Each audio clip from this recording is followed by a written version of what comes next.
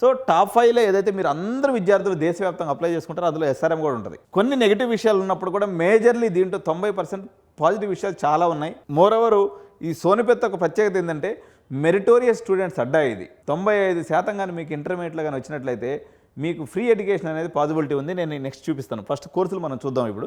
So production engineering, civil engineering, అదేవిధంగా PhD in civil engineering, PhD computer science engineering, PhD triple E and PhD ECE and PhD mechanical. So ఇవి ఉన్నాయండి. So other charges ఏముంటాయి?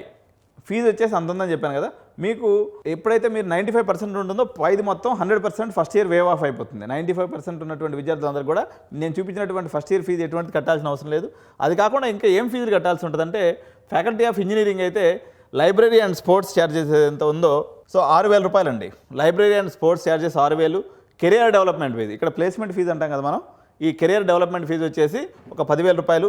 Registration and counselling charges 15,000. So ఇది not refundable అండి. కానీ మీరు మా ద్వారా జాయిన్ అయితే ఇక్కడ మీకు ఏదైనా మంచి కాలేజీలో సీట్ వచ్చినప్పుడు మేము రిఫండ్ కూడా ఏర్పాటు చేస్తాం. కాబట్టి మీరు సొంతంగా అప్లై చేసుకుంటే ఇది నాట్ రిఫండబుల్ అయిపోతుంది. మేము ఇచ్చినటువంటి లింక్ ద్వారా కానీ అప్లై చేసుకున్నట్లయితే ఇది నాట్ రిఫండబుల్ ఏదైతే ఇక్కడ మీకు చూపిస్తున్నారో ఈ నాట్ రిఫండబుల్ కాస్త రిఫండబుల్ అమౌంట్ ఉంది. Security deposit refundable. ఇది మొత్తం వచ్చేసి మనకి ఎంత అవుతుంది? 16 ప్లస్ ఒక 25 అంటే